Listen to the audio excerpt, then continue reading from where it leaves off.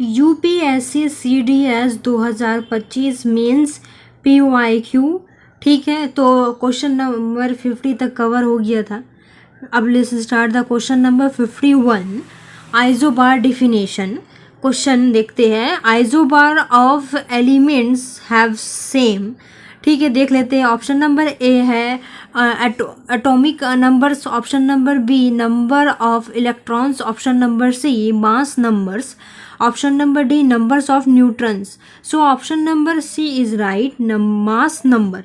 So let's check why answer number C is right. अच्छे से detail में explanation कर लेते हैं why answer number C is right.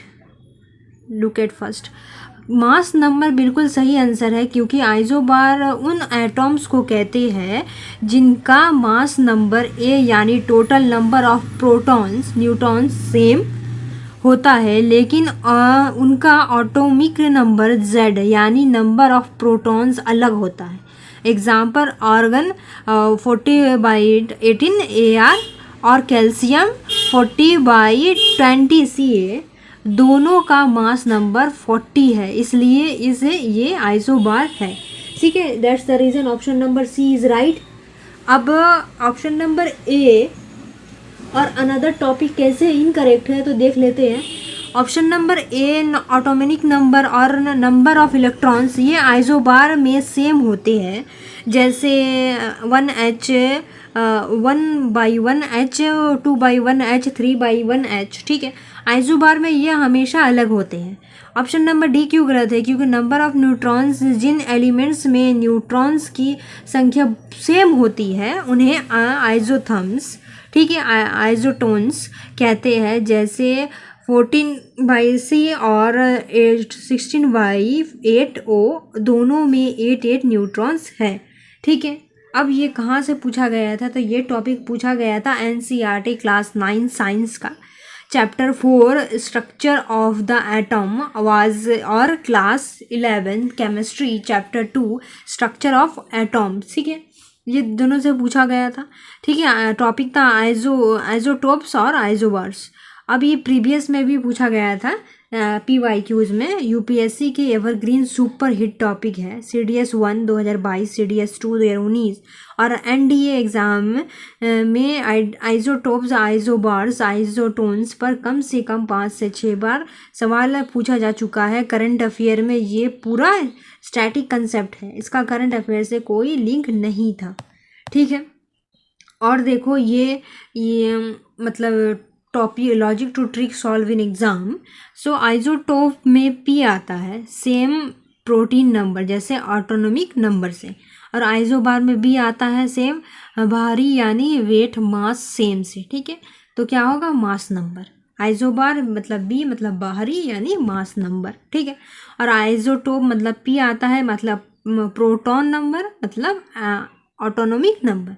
अब let's start the question number 52। क्या है question number 52? Rutherford nuclear model. Rutherford क्या है? Which one of the following could not be explained by Rutherford's nuclear model? Option number A stability of the atom. ठीक है, option number B presence of nucleus in the center of an atom. Option number C comparison of size of atom and nucleus. Option number D nucleus is positively charged. तो option number A is right, stability of the atom. Why option number A is right? क्योंकि stability of atom ये क्या है? ये Rutherford explain नहीं कर पाए थे, क्योंकि रदरफोर्ड ने कहा था कि ये इलेक्ट्रॉन्स न्यूक्लियर के चारों तरफ सर्कुलर पाथ में घूमते हैं। ठीक है, और लेकिन मैक्सवेल की इलेक्ट्रोमैग्नेटिक थ्योरी का मुताबिक कोई भी चार्ज पार्टिकल जब मतलब एसरेट करेगा, सर्कुलर मोशन में एसरेशन होता है, तो वो एनर्जी रेडिएट मतलब लूज़ करेगा। ठीक है करेगा। इस तरह इलेक्ट्रॉन की एनर्जी कम होती जाएगी और वो आखिर में न्यूक्लियस में गिर जाएगा, जिससे एटॉम ख़त्म हो जाना चाहिए। तो पर एटॉम स्टेबल होता है, जिसे रदरफोर्ड नहीं समझा पाए। ठीक है, इसलिए मतलब इसे बाद में नील्स बोहर ने ठीक किया। ठीक है, ठीक किया था। सो ऑप्शन नंबर ए इसलिए राइट है। और ऑप्शन नंबर अनदर ऑप्शन क्यों गलत है? क्योंकि बाकी तीनों चीज़ रदरफोर्ड ने अपने अल्फ़ा पार्टिकल्स स्कैटरिंग एक्सपेरिमेंट से सक्सेसफुली एक्सप्लेन की थी। ऑप्शन बी डी उन्होंने बताया कि सेंटर में एक छोटा पॉजिटिवली चार्ज न्यूक्लियस है, क्योंकि अल्फ़ा पार्टिकल्स बाउंस बैक हुई थी। ठीक है, ऑप्शन नंबर क्यों गलत है? क्योंकि उन्होंने साइज़ कंपेयर किया कि न्यूक्लियस का साइज एटॉम के टोटल साइज के मुकाबले बहुत छोटा 5, ठीक है, 5 माइनस मतलब 10⁻⁻5 टाइम्स होता है। ठीक है, that's the reason another topic गलत है। और ये टॉपिक कहाँ से पूछा गया था? ये NCERT class 9 chapter 4 structure of the atom and drawbacks of Rutherford model of an atom से। और टॉपिक था एटॉमिक मॉडल्स, ठीक है, थॉमसन रदरफोर्ड बोहर। तो प्रीवियस ईयर में ये रदरफोर्ड के एक्सपेरिमेंट पर CDS 1 2021 NDA 2 2023 में डायरेक्ट क्वेश्चन आ चुके हैं। मॉडल का मतलब ड्रॉबैक्स हर दूसरे साल घुमा फिरा कर पूछता है। Let's start the question number 53। Atomic number sodium, ठीक है, 11। If atomic number of an element is 11, the correct number, symbol and valency are क्या होगा? अगर एटॉमिक नंबर 11 है तो सिंबल एंड वैलेंसी नंबर क्या होगा? Option A lithium Li1, option B magnesium Mg2, option C boron B3, option D sodium Na। So option number D is right, sodium Na। क्यों सही है ऑप्शन नंबर डी? क्योंकि atomic number 11 sodium Na का होता है। क्या? Atomic number 11 sodium Na का होता है। इसका इलेक्ट्रॉनिक कॉन्फ़िगरेशन 281 क्या होता है? 281 होता है। इसके सबसे बाहर वाले सेल मतलब आउटर मोस्ट सेल में सिर्फ 1 इलेक्ट्रॉन होता है, जिसे ये इजीली डोनेट कर देते हैं स्टेबल्स होने के लिए। ठीक है, इसलिए इसकी वैलेंसिटी 1 है। तो ऑप्शन नंबर डी हर तरीके से परफेक्ट आंसर है। और अनदर ऑप्शन क्यों गलत है? क्योंकि लिथियम L1 इसका एटॉमिक नंबर क्या होता है? लिथियम L1 का 3 होता है, ना कि 11। मैग्नीशियम Mg का एटॉमिक नंबर 12 होता है और वैलेंसिटी 2 होती है। ठीक है, ऑप्शन नंबर सी का बोरोन का बी का इसका एटॉमिक नंबर 5 होता है, वैलेंसिटी क्या होती है? 3 होती है। तो that's the reason option number D is right. अब देखो कि ये टॉपिक कहाँ से पूछा गया था। तो ये एनसीईआरटी क्लास 9 का and science chapter 3 atoms and molecules and chapter 4 periodic tables concept. एक ही चैप्टर से 3-4 क्वेश्चन अब तक आ चुके हैं। देख लो कितना इम्पॉर्टेंट है एनसीईआरटी। और टॉपिक था वैलेंसिटी एंड इलेक्ट्रॉनिक कॉन्फ़िगरेशन। तो ये logic trick to solve in exam. तो आपको अगर बेसिक 1 से 20 तक एलिमेंट्स का एटॉमिक नंबर्स ज़बानी याद होने चाहिए। ठीक है, हाइड्रोजन का क्या है? 1, हीलियम का 2, नियो का 10 और सोडियम का क्या है? एटॉमिक नंबर 11 होता है। तो जैसे ही आपको याद आएगा कि 11 नंबर पर सोडियम है, आपको बाकी ऑप्शन देखने की भी ज़रूरत नहीं पड़ेगी। ठीक है, अब let's start the question number. Atomic number याद कर लेना। Question number 54 gas used in soft drinks. अब देखो, which one of the following gas is used in the making soft drink. कौन सॉफ्ट ड्रिंक बनाते वक्त कौन सा गैस यूज होता है? Option A NH3 ammonia, option B PH3 phosphine, option number C COCl2 phosgene और option number D CO2 carbon dioxide. So option number D is right, carbon dioxide CO2 बिल्कुल सही है। क्योंकि अब देखो, क्योंकि सॉफ्ट ड्रिंक्स, सोडा, वाटर और cold, ठीक है, ड्रिंक्स में फिज मतलब झाग और बबली टेस्ट लाने के लिए कार्बन डाइऑक्साइड CO2 गैस को हाई प्रेशर पर पानी में डिज़ोल्व किया जाता है, जिससे कार्बोनिक एसिड H2CO3 बनता है। हेनरीज लॉज के मुताबिक हाई प्रेशर पर इसकी सॉल्युबिलिटी बढ़ जाती है। So option number D CO2 carbon dioxide is right. Another option क्यों गलत है? क्योंकि NH3 ऑप्शन नंबर ए अमोनिया एक टॉक्सिक और पंजेंट स्माइलिंग गैस है। क्या है? पंजेंट स्माइलिंग गैस है। इसे फर्टिलाइजर्स और क्लीनिंग एजेंट्स में यूज़ करते हैं, कोल्ड ड्रिंक्स में नहीं।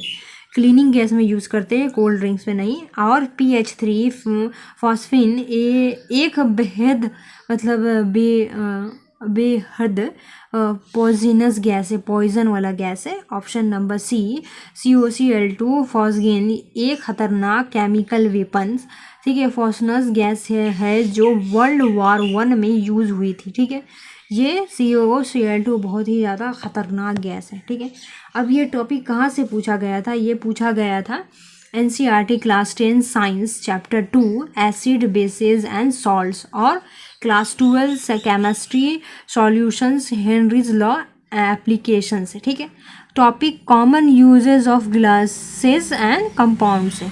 अब ये प्रीवियस ईयर में भी पूछा जा चुका है ये टॉपिक, CDS 2 2020 और NDA 1 2018 में पूछा गया था कि कोल्ड ड्रिंक की बोतलें खोलने पर कौन सी गैस निकलता है? तो कौन सी गैस निकलता है? CO2 निकलता है कोल्ड ड्रिंक की बोतल खोलने पर। ये मिनिमम 3 बार रिपीट हो चुका है। अब देखो 2026 में कैसे पूछ सकता है क्वेश्चन, कैसे आ सकता है इन फ्यूचर। अब देखो, when a bottle of a carbonated soft drink is opened, the gas bubbled out because the pressure, option number 1, the pressure inside the bottle decreases suddenly, decreasing the solubility of CO2. Option number 2, the temperature of the drink rises instantly causing gas expansions. Which one of the statement is are correct? तो option number 1 only correct, क्योंकि pressure drop होने से solubility कम होती है, temperature का instant role नहीं होता। ठीक है, ऑप्शन नंबर 1 करेक्ट है। अब एक और क्वेश्चन देख लो भाई फॉर योर फ्यूचर एग्जाम के लिए। Consider the following statement regarding atomic models.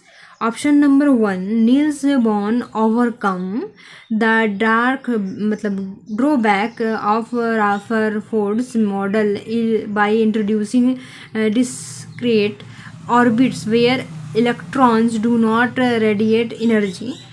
Option number 2, isobars possess identical chemical properties due to having the same mass number. Which one of the following is are correct? Option number only 1 सही है, क्योंकि option number 2 गलत है, क्योंकि chemical properties autonomic number electrons पर depend करती है, mass number पर नहीं। क्या करती है? इलेक्ट्रॉन पर डिपेंड करती है, मास पर नहीं। इसलिए आइसोबार की केमिकल प्रॉपर्टीज अलग होती है। ठीक है, अब let's start the question number क्या 55। क्या 55 है? डेफिनेशन ऑफ ए कंपाउंड्स क्या है? Which one of the following consider as a compound? और option 1 silicon, option number B tin, option number C sugar solution, option number D calcium carbonate. So option number D is right, calcium carbonate. क्यों सही है? क्योंकि CaCO3 एक compound मतलब यौगिक है। Compound तब बनता है जब 2 या 2 से ज़्यादा एलिमेंट फिक्स केमिकल रिएक्शन में आपस में केमिकली कंबाइन होते हैं। कैल्शियम कार्बोनेट में केमिकल C, कार्बन C और ऑक्सीजन O 1 और 3 के फिक्स्ड रेशियो में केमिकली बाउंड है और इसकी प्रॉपर्टीज़ क्या है, इसकी प्रॉपर्टीज़ इसके कंस्टिट्यूएंट एलिमेंट्स की बिल्कुल अलग होती है, ठीक है। और ऑप्शन नंबर 1 क्यों गलत है, 1 ए बी और सी क्यों गलत है, क्योंकि ये दोनों option A silicon, option number B tin pure elements है, पीरियोडिक टेबल में आते हैं, कंपाउंड में नहीं। Option number C sugar solution, ये एक मिश्रण है, कंपाउंड नहीं।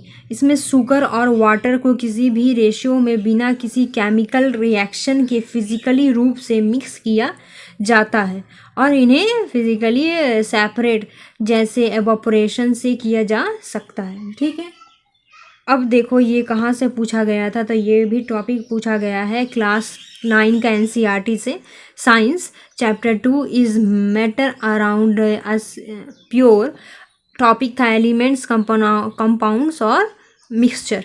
ये प्रीवियस में भी टॉपिक पूछ चुका है। ये सीडीएस और एनडीए में हर साल पूरे सब्सटेंसेस और मिक्सचर्स पर बेसिक क्वेश्चन आते हैं। जैसे सीडीएस 2 में 2021 में वाटर इज ए कंपाउंड पर कंसेप्ट पूछा गया था।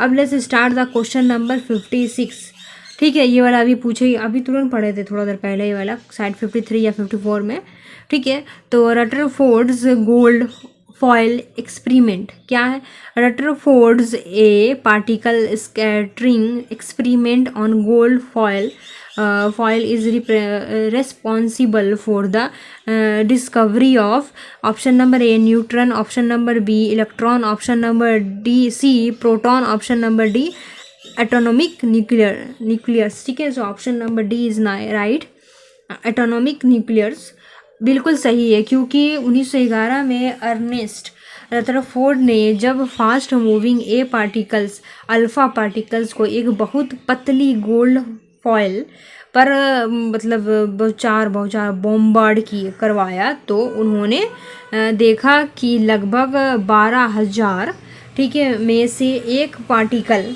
बिल्कुल 180 डिग्री पर रिबाउंड्स, ठीक है, क्या होते हैं, पीछे लौट, रिबाउंड्स मतलब पीछे लौट आया 180%। तो इससे उन्होंने कंक्लूड किया कि एटॉम के सेंटर में एक बहुत छोटा डेंस और पॉसिबिलिटी चार्ज स्पेस है, जिसे उन्होंने न्यूक्लियस केंद्रा का नाम दिया था, ठीक है। अब ये अनदर टॉपिक क्यों गलत है, क्योंकि ऑप्शन नंबर ए न्यूट्रॉन, इसकी खोज किसने की थी, जे चंद्रविक ने 1932 में की थी। इलेक्ट्रॉन की खोज जे थॉमस ने कैथोड रे एक्सपेरिमेंट से की थी। ऑप्शन नंबर सी प्रोटॉन, इसकी डिस्कवरी ई गोल्डस्टीन कैनाल रे और बाद में रदरफोर्ड के पॉजिटिव चार्जेस का कॉन्फर्मेशन से हुई, पर स्पेसिफिक गोल्ड फॉयल एक्सपेरिमेंट से न्यूक्लियस के कॉन्सेप्ट सामने आया था। अब आगे देख लो आगे क्या है, ये कहाँ से पूछा गया, तो ये भी चैप्टर 9 एनसीईआरटी क्लास साइंस का चैप्टर है, साइंस बुक का चैप्टर 4 है, structure of the atom Rutherford model. Previous में भी ये टॉपिक पूछा जा चुका है। तो रदरफोर्ड का एक्सपेरिमेंट यूपीएससी का सबसे पसंदीदा टॉपिक है। सीडीएस 1 2020, एनडीए 2 2022 में डायरेक्ट पूछा गया था कि सेंटर में क्या हुआ था, ठीक है, होता है। अब ये देखिए logic to solve in exam. आपको अगर बेसिक साइंटिस्ट का नाम एक सिंपल ट्रिक याद होनी चाहिए, जैसे जीटीसी क्या है, गोल्डस्टीन प्रोटॉन, ठीक है, कैनाल थॉमसन इलेक्ट्रॉन और चेडविक न्यूट्रॉन, ठीक है। जी किसका है, जी है बाकी जीटीसी गोल्डस्टीन प्रोटॉन का है, ठीक है, प्रोटॉन या कैनल का है। थॉमस किसका है, इलेक्ट्रॉन क्या है, और चेडविक किसका है, न्यूट्रॉन का है। इसका अलावा रदरफोर्ड का नाम हमेशा न्यूक्लियस, किसका, रदरफोर्ड का नाम हमेशा न्यूक्लियस, रदरफोर्ड का नाम हमेशा न्यूक्लियस की डिस्कवरी के साथ डायरेक्ट जुड़ा है। रदरफोर्ड का नाम हमेशा न्यूक्लियस के डायरेक्ट से जुड़ा है। अब देखो क्वेश्चन 57, आइडेंटिफिकेशन ऑफ मेटालॉइड्स देख लेते हैं question. Which one of the following is a metalloid? तो option number 1 germanium, option number B coke, option number C मतलब iodine, option number D sugar. So option number A is right, germanium. ठीक है, सो germanium क्या है? Option number ए क्यों right है? क्योंकि GE एक मेटेरॉइड, ठीक है, उपाधातु है। मेटेरॉइड वो एलिमेंट्स होते हैं जिनकी प्रॉपर्टीज़ मेटल्स और नॉन मेटल्स के बीच की होती है, जैसे boron, silicon, germanium, arsenic, antimony, ठीक है, टेलियरियम के ये सेमीकंडक्टर्स बनाने में यूज़ होता है। सो ऑप्शन नंबर ए इसलिए राइट है। और ऑप्शन नंबर बी क्यों गलत है? क्योंकि कोक ये कार्बन का एक एमोर्फोस एलोट्रोप फॉर्म है जो कि एक प्योर नॉन मटेरियल मेटल है। ऑप्शन नंबर सी क्यों गलत है? क्योंकि आयोडीन ये एक नॉन मटेरियल मतलब हेलोजन ग्रुप है, हालांकि इसमें मेटेलिक लस्टर, ठीक है, चमक होती है, पर ये मेटेरॉइड नहीं है। ऑप्शन नंबर डी ये भी गलत है। शुगर का क्या है? Ce12H22O11, ये एक ऑर्गेनिक कंपाउंड है, एलिमेंट ही नहीं। ठीक है, अब ये टॉपिक कहाँ से पूछा था? ये भी class 9 NCERT class 9 science chapter 2 is matter around as use pure sections on element, metals, non metals और मेटेरॉइड्स। ये पीछे PYQ से पूछा जा चुका है ये टॉपिक 2000 मतलब CDS 1 2019, CDS 2 2022 में सिलिकॉन और बोरोन को लेकर सेम क्वेश्चन पूछा जा चुका है। मेटेरॉइड की लिस्ट स्टैंडर्ड NCERT टेबल के डायरेक्ट पूछी जाती है। ठीक है, तो इसको याद कर लेना अच्छा से। क्वेश्चन नंबर 58 क्या है? डाल्टन्स एटोनॉमिक थ्योरी ड्रॉबैक्स क्या है ये? Which one of the following is not explained by the Dalton atomic theory? देखिए, डाल्टन एटोनॉमिक थ्योरी में एक्सप्लेन नहीं किया गया है ये। Option number A law of conservation of mass, option number B law of constant composition, option number C presence of different kind of sub atomic particles in a atom, option number D law of multiple proportion. So option number C is right, presence of different kind of subatomic particles in an atom. तो ये क्यों सही है? क्योंकि इसका correct answer क्योंकि Dalton ने 1808 में अपनी थ्योरी में कहा था कि एटॉम इज इंडिविजुअल। ठीक है, परमाणु को तोड़ा नहीं जा सकता। क्या? तोड़ा नहीं जा सकता। उन्होंने सब एटॉमिक पार्टिकल जैसे प्रोटॉन्स, इलेक्ट्रॉन्स, न्यूट्रॉन्स के बारे में कुछ नहीं बताया था, क्योंकि उनके समय तक इनकी खोज नहीं हुई थी। इसलिए डाल्टन्स थ्योरी इस चीज़ों को एक्सप्लेन नहीं करती है। ठीक है, अनदर ऑप्शन क्यों गलत है? Option number A law of conservation of मास, ये गलत इसलिए है क्योंकि डाल्टन ने कहा था एटॉम को ना तो बनाया जा सकता है ना मतलब मिटाया जा सकता है। ऑप्शन नंबर बी क्यों गलत है? Law of constant definite compositions, उन्होंने बताया कि कंपाउंड्स में एटॉम फिक्स जो होल नंबर रेशियो में जुड़ते हैं, इसलिए ये गलत है। और ऑप्शन नंबर डी क्यों गलत है? क्योंकि लॉ ऑफ मल्टीपल प्रोपोर्शन ये भी उनके पोस्टुलेट्स पर से परफेक्टली एक्सप्लेन होता है। ठीक है, इसलिए ये भी गलत है। अब देखो, ये टॉपिक भी NCERT क्लास 9 साइंस का बुक से topic 3 atoms and molecules, Dalton's autonomic theory and it's drawback से पूछा गया था। अब देखो, ये फ्यूचर में 2026 में ये क्वेश्चन कैसे पूछा जा सकता है।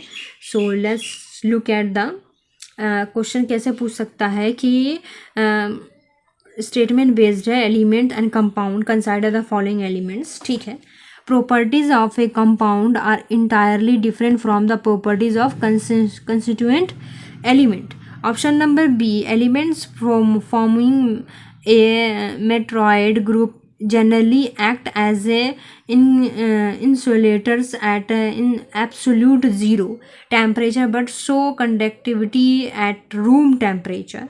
So which of the statement is are correct? Option number C both are correct. ये बेसिक कॉन्सेप्ट का मिक्स एप्लीकेशन है। ये दोनों सही है। एक ठो और क्वेश्चन देख लो भाई लोग, क्योंकि कब क्या पूछ सकता है इसका गारंटी कोई नहीं ले सकता। तो क्वेश्चन है नेक्स्ट, विच वन, मतलब फ्यूचर के लिए, which of the following discoveries directly charged Dalton's postulate that atoms of the same elements are identically in all represent. Option A, discovery of electrons. Option B, discovery of isotopes. Option number C, discovery of allotropes.